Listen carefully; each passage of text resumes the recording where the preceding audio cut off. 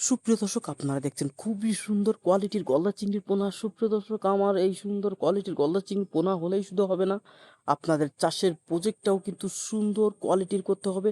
তাহলে অবশ্যই আপনারা লাভ করতে পারবেন আমার কাছ থেকে এই গলদা চিংড়ির পোনাটা নিয়ে। কথা হলো ভাই, আমার এই মাছটা কিন্তু ফোটা মাছ।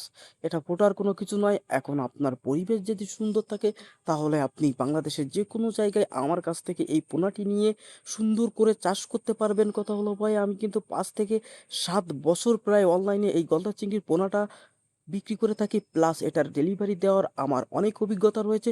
বাংলাদেশের যে কোনো জায়গায় এটি পাঠানো সম্ভব।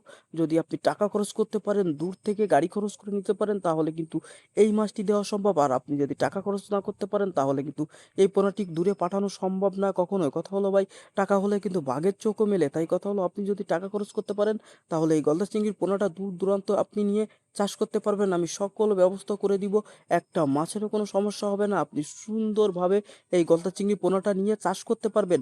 আমার লোকেশন যশোর জেলা মনিরামপুর থানা কপেলিয়া গ্রাম। দেখেন, এটাকে বলা হয় বাংলাদেশের সাদা সোনা। ঠিক আছে, গলদা চিংড়ি বা বাংলাদেশের যে সকল এলাকায় গলদা চিংড়ি বা অন্যান্য চিংড়ি মাছ চাষ করা হয়, এগুলোকে কিন্তু সাদা সোনা বলা হয়। দেখেন কত সুন্দর পোনা। আপনারা যারা এরকম সুন্দর কোয়ালিটির গলদা চিংড়ির পোনা নিয়ে চাষ করে লাভ করতে চান, এবছরই যারা বিক্রি করতে চান, অতি দ্রুত আমার সাথে যোগাযোগ করে এই পোনাগুলো আপনারা চাষে দিয়ে কিন্তু বিক্রি করতে পারবেন। দেখেন, মন প্রাণ একদম ভরে যায় এই গলদা চিংড়ি পোনাগুলো আমি যখন দেখি, যখন নিজে হাতে তৈরি করি এবং নিজে হাতে যখন বিক্রি করি, তখন কিন্তু মনটা একদম ভরে যায় আনন্দে। কারণ এমন সুন্দর কোয়ালিটির পোনা যদি একজন চাষি চাষে দিতে পারে, সে কিন্তু অধিক দামে এই পোনাগুলো অতি দ্রুত এবছরই বিক্রি করে দিয়ে অধিক দামে বিক্রি করতে পারে, এবং চাষি কিন্তু অধিক দামে লাভ করতে পারে। কারণ বাজারে অধিক দামে বিক্রি হলে তখন কিন্তু অধিক লাভ তো অবশ্যই হবে। তাই আপনারা যারা এই পোনাটি নিয়ে শীতের আগেই যারা বিক্রি করতে চান এবং যাদের চাষ পদ্ধতি ভালো আছে, তারা অবশ্যই এই পোনাটা নিয়ে আমার কাছ থেকে আপনারা চাষ করতে পারবেন। কথা হলো ভাই, আপনি যদি মাছ চাষ না বোঝেন, তাহলে কিন্তু এই গলদা চিংড়ি নিয়ে আপনি মাছ চাষ করে লাভ করতে পারবেন না। অনেকে বলে, ভাই এই গলদা চিংড়ি কেজি কত ভাই, এটা কেজিতে দেবেন। রেনুর কেজি কত ভাই, আপনার এই পিচের কেজি কত ভাই। এটা কিন্তু কখনোই আপনার কেজি হিসাবে বিক্রি করা হয় না। এটা পিস হিসাবে বিক্রি করা হয়। একদিনের রেনুটা বিক্রি আপনার চামিচে করে একটা একটা করে গণনা করে বিক্রি করা হয়, এবং এটা পিস হয়ে গেলে 1-2 ইঞ্চি সাইজের হয়ে গেলে এটাও কিন্তু পিস হিসাবে বিক্রি করা হয়। আপনারা যারা এটা নিতে চান, অবশ্যই আপনার প্রজেক্ট সুন্দর করে রেডি করে আপনারা এই পোনাটা চাষ করবেন। কথা হলো ভাই, আপনি 1 কেজি খাদ্য দেবেন, এই 1 কেজি কিন্তু এই চিংড়ি মাছটা খেতে হবে। মানে এরা এই 1 কেজি এই চিংড়ি মাছ খাবে, অন্য কোনো মাছ খাবে না।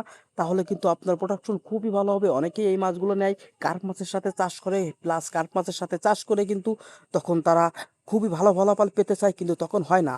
দেখা গেল অনলাইনে ইউটিউবে দেখে ভাবে কি আমার পোনা হয়তো খারাপ হয়েছে। ভাই কথা হলো ভাই, পোনা ভালো, ঠিক আছে, পোনা 1 নম্বর, দেখেন কত সুন্দর পোনা।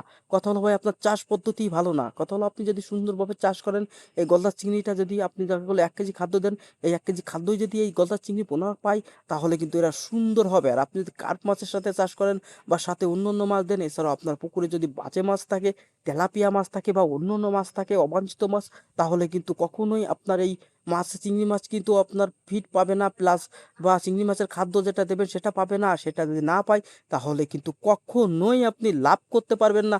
কথা হলো, আপনি সুন্দরভাবে পুকুর রেডি করবেন। পুকুরে কোনো ধরনের যেন আজে বাজে মাছ না থাকে, সেদিকে আপনি খেয়াল করবেন। সেটা খেয়াল করে এরপরে আপনি কথা হলো মাছ চাষ করবেন, তাহলেও আপনি অধিক দামে এই পোনাগুলো কিন্তু বিক্রি করতে পারবেন। সুপ্রিয় দর্শক, আশা করি বিষয়টি বুঝতে পারছেন। আপনারা যারা এই গলদা চিংড়ি চাষের বিস্তারিত জানতে চান বা গলদা চিংড়ি পোনা প্রজেক্ট আকারে চাষ করতে চান, তারা আমার সাথে যোগাযোগ করে আপনারা চাষ করতে পারবেন। বা যারা আধুনিক পদ্ধতিতে, খুব উন্নত পদ্ধতিতে চাষ করবেন বা নর্মালভাবে আপনারা চাষ করবেন, তারাও আমার সাথে যোগাযোগ করতে পারেন। সুপ্রিয় দর্শক, দেখেন এই অক্সিজেন সিলিন্ডার, এটা 1000 লিটারের। এটার মাধ্যমে কিন্তু বাংলাদেশের বিভিন্ন জায়গায় এটি ডেলিভারি দেওয়া হয়। আপনাদের লাগলে